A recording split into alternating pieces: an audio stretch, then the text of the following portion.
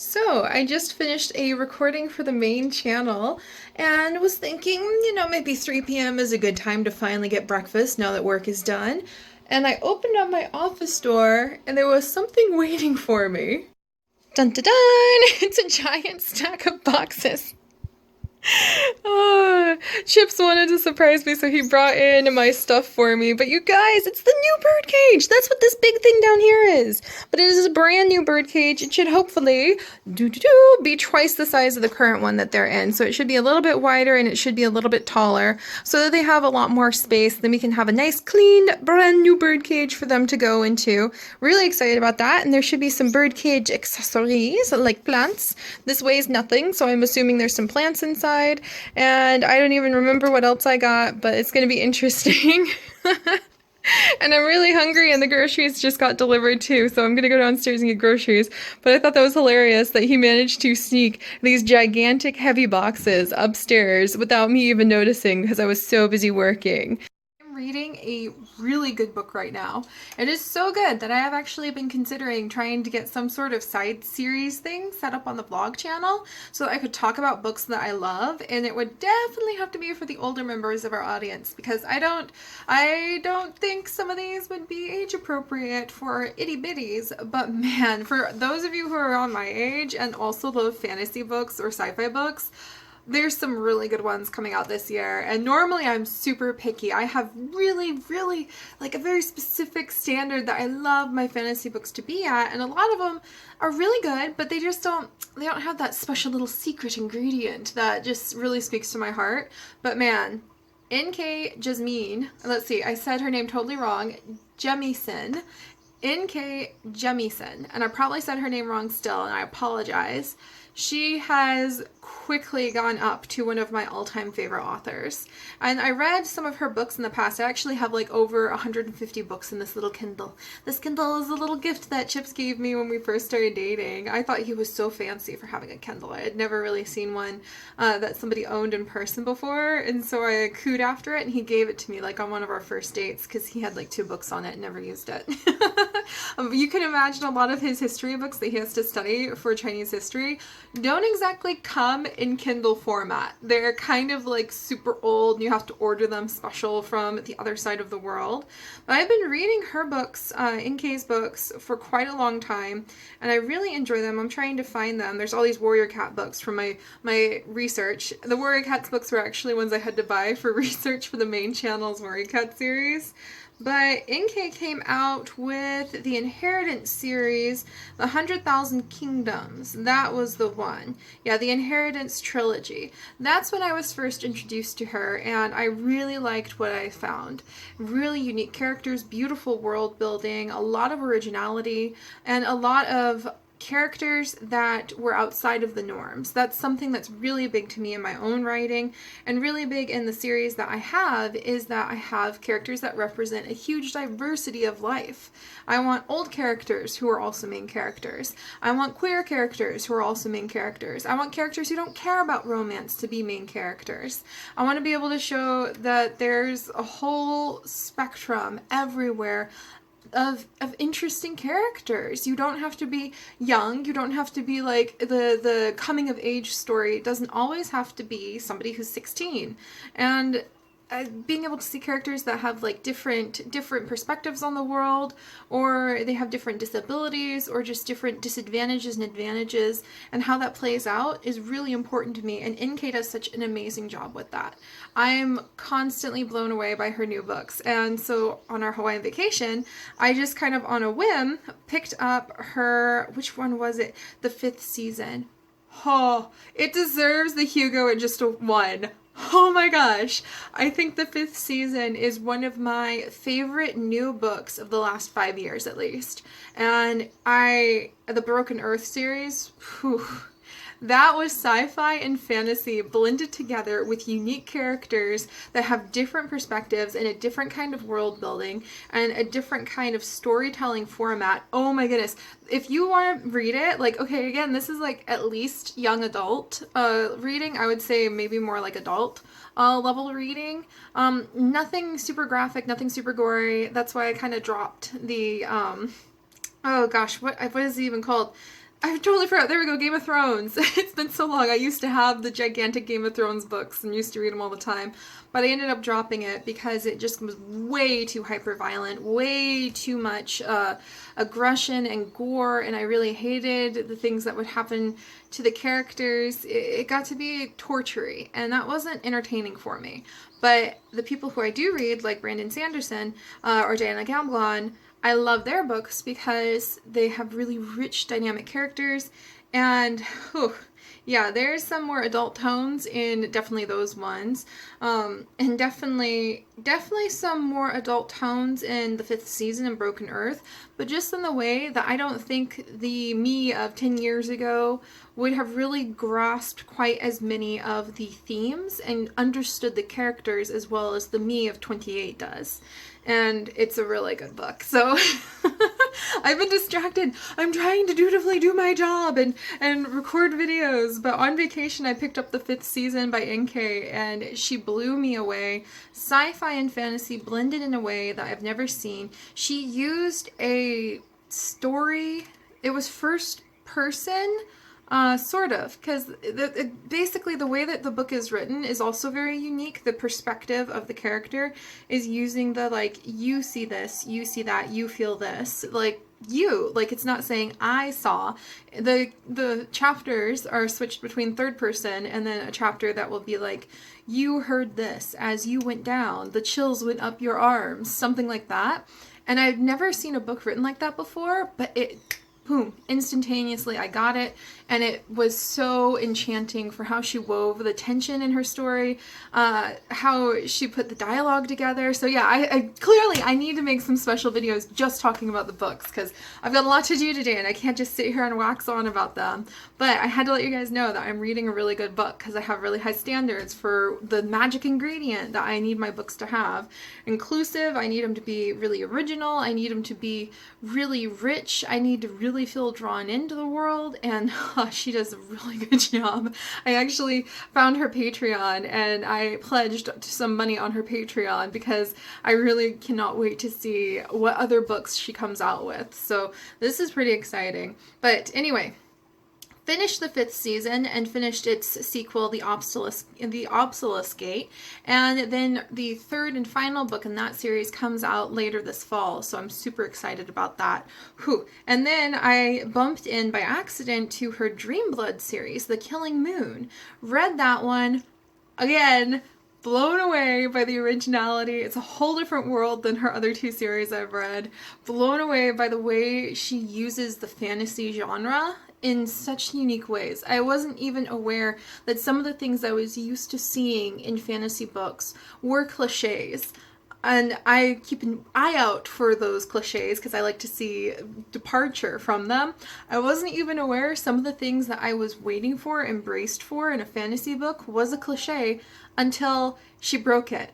And that's how good her writing is, and I'm really enjoying it. And you can also see, if you start with the Inheritance trilogy, you can see her building up into what the 5th season with the Broken Earth series has become. There's a huge increase in her capabilities as a writer, and I loved the Inheritance series, but you can feel the maturity and the depth and the commitment and the growth of her skills as an author there. And I'll have to make a whole different vlog talking about books I love. Maybe like once a month we'll try to put together a book club thing.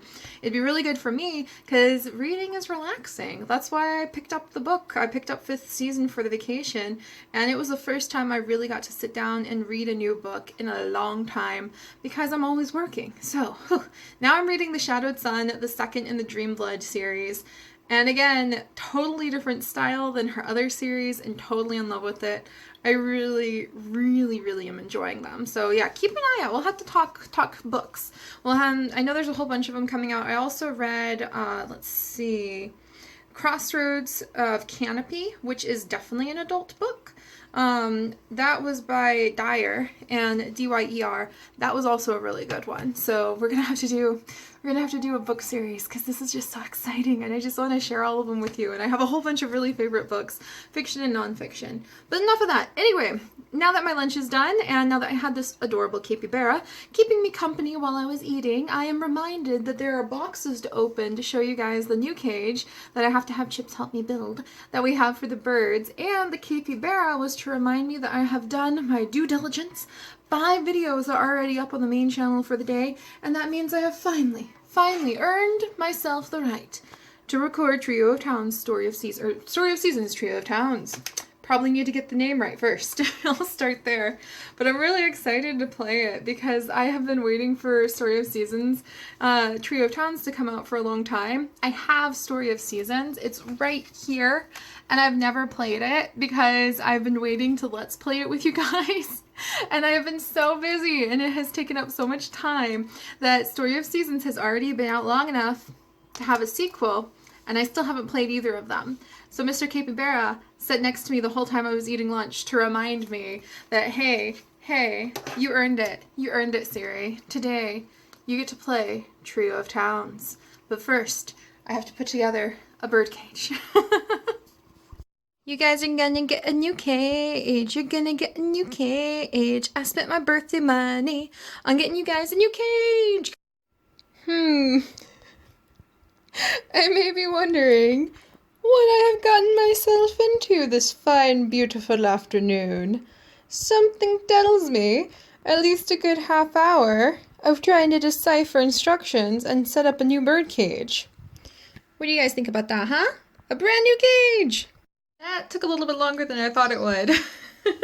But it's done. So the new cage, dun dun dun dun dun, is now finished. And it is just a little bit bigger than the old cage. I was hoping it was going to be quite a bit larger, but it's about 4 to 5 inches taller and maybe like 3 inches wider, which is still a pretty big cage. You can tell, like, my arms going across, and it's pretty long, and it's got a good bit of height to it. For Gouldian finches, you really want to have more horizontal width than anything else. But I don't think I'm going to really find that in a cage that I can just buy off like an online store until I manage to get 2 cages and somehow zip tie them together, which is what my parents actually did. But then Chips and I were kind of looking at the space that we're supposed to take up with the bird cages, and I'm not sure how much space I would have if I did that just yet. So we're going to start with this brand new cage first. And then if I want to go ahead and work extra hard and buy a second cage and try zip tying them together, that's an option. So this part's done, and you can tell it's actually dark outside now. So yeah, the sun's set, and there's been a lot of cleaning going on. I cleaned the bird cage again, not the new one, but the old one. And I cleaned my room to clean up after the chaos of all those boxes being opened. And now I'm so tired, and I still haven't honored my little promise to that capybara and played Trio of Towns yet, and I really want to. But it's been a good day. It's been a good day, busy working. A lot of people are really happy with the videos that went out on the main channel, and I've got a really cute overlay. You guys can get a sneak peek. There's a little overlay over there that I have made for the Trio of Towns video, and I definitely need to settle in and start recording that, and hopefully I'll have the energy for it. But I was thinking when I was looking at the cage, I always tend to come up with these huge ideas of trying to do everything that I could possibly think up in one day. And I'm going to have to accept that the cage is probably going to be a multi-day challenge. So today was getting it and constructing it. Tomorrow is going to be focusing on getting some good perches for them and clean the perches and make sure that they're safe for the birds to use. And then I need to wait for the backing to come from my cage, but that's not going to be for a little while, so I can probably put that on later. But we'll get the new perches, and then I'll see how the babies are being treated by the parents. I also don't want to move the birds into the new cage until I'm certain that the babies are going to be okay. So I want to wait till they start eating on their own. So I may actually have this big cage set up for a little while before moving it. And that's okay. It's better to be safe than to worry about upsetting the fledglings and upsetting Strawberry and Acacia Jr., though I haven't seen him help out with the babies for quite a while. And I'm actually doing a lot of research right now. I just really want to do right by my finches, and so I'm doing a whole new round of research, just kind of pretending to mentally start fresh with what their care needs to be. And I have contacted a couple of our good friends who were show quality Gouldian finch breeders, and I have been speaking to them about the diets that they would suggest, the lighting that they would suggest. Pretty much everything I have is already lined up with that, but I'm going to throw out a whole bunch of the extra stuff.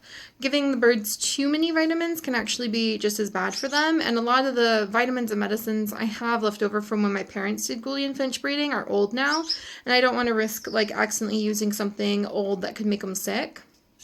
So, yeah, like I said, I tend to plan to try to complete all of the tasks in the world in one day, and I'm going to slow myself down and go, okay, so as far as the finches go, got a new cage, built the new cage. Tomorrow I'll work on perches and making sure that the cage can have the stuff inside of it that it needs. And then the day after that, I think I might go over and continue my research on their nutrition and maybe order some fresh seeds for them. They actually have to have a special schedule. There's 3 seasons that they go through, and I've fed them on austerity and breeding season in the past. But yeah, those all sound like really scientific confusing terms, don't they? I should probably do like a Gouldian finch novice beginner caretaker video 101 at some point to explain all of it. But they're pretty complex little guys, and if nothing else, they're definitely going to encourage me to eat healthier. So I'm going to, like, sprouting seeds and everything for them is something we'll be doing in the future too. So I'm going to get some tea. I'm going to take some deep breaths. They should be going to sleep very soon. Their light just turned off with the timer, and that means I need to start turning all the other lights off in my room and getting ready for their evening shift. But I'm going to maybe casually read another little bit of my awesome book. It is such a good book. And then I am going to try to see, even if I'm up till 2 in the morning again, what it's going to be like to finally get a chance to play Trio of Towns and continue to play the ever constant hamster wheel of trying to catch up with stuff for the main channel. But this is just like my first little awkward vlog to kind of dabble back into the chaos of it all. I'm really excited to share all these adventures with you guys. They're going to be really casual. I think tomorrow, yeah, hang in there. Tomorrow I'll talk to you guys about my hopes for the vlog channel and how I really want to try to bring in some better quality videos. I'm just using my camera phone right now, and man, after looking at the really awesome like vlog footage in Hawaii when I was using our fancy camera, it's so nice. So I definitely need a vlog cam, I need lighting, I need to figure out how to do more editing, and then of course buried under all of that, you just need to figure out how to be authentic in yourself. And to me, that's probably one of the most important things. And I just think there's so many beautiful, amazing things in my life I want to share with you guys, and I guess that's just the place I need to start thinking about creating vlogs from. See, already talking to you guys has helped out so much. But alright guys, my birds are saying they want the lights off. I've got Trio of Towns to play. That book is calling my name. And it would be really nice to catch my breath for a minute before the night is over. So I'll see you guys tomorrow. Bye guys.